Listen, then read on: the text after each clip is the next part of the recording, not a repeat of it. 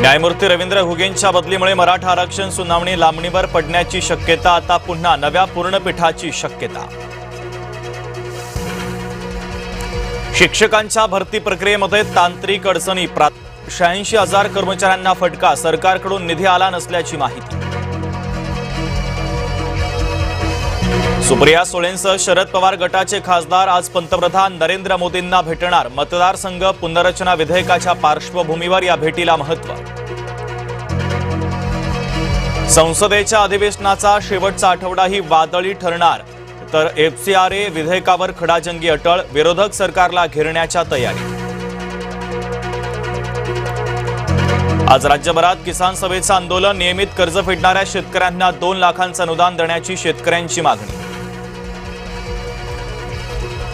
SC उपवर्गीकरणाच्या विरोधामध्ये परळीत आज महामोर्चा, 59 जातींच्या समूहांची मोटारसायकल रॅली, आनंदराज आंबेडकरांच्या नेतृत्वात एल्गार।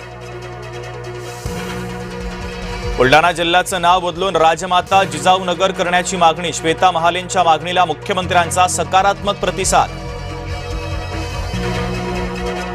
जव्हारमध्ये आदिवासी दिवसाला तरुणांची उल्लडबाजी, पोलिसांची गाडी पलटी करण्याचा युवकांचा प्रयत्न। अहिल्यानगरमधील मनपा कर्मचारी धीरज परदेशी हत्येप्रकरणी शहर बंदची हाक, हिंदुत्ववादी संघटना आक्रमक, आतापर्यंत 5 आरोपींना पोलिसांनी केली अटक। चक्क कुत्र्याला शोधण्याची पोलिसांवर वेळ, कल्याण पश्चिममधील अजब प्रकार, तर कुत्र्याचा जवळपास 150 जणांना चावा।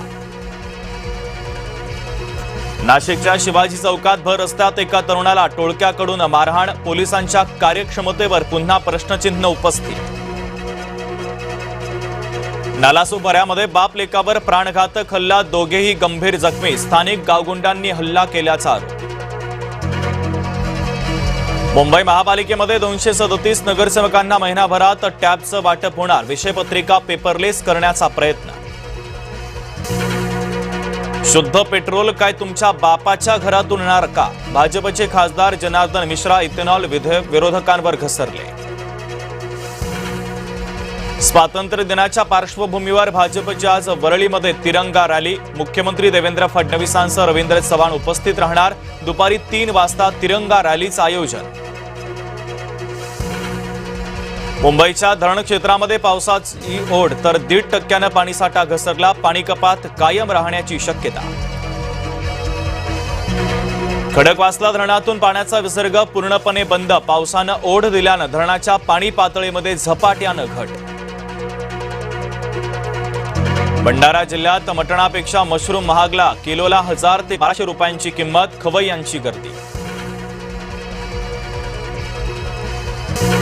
अमराठी रिक्षा आणि टॅक्सी चालकांना मराठी भाषा न आल्यास 18 ऑगस्ट पासून कारवाई होणार, परिवहन मंत्री प्रताप सरनाईकांचा इशारा।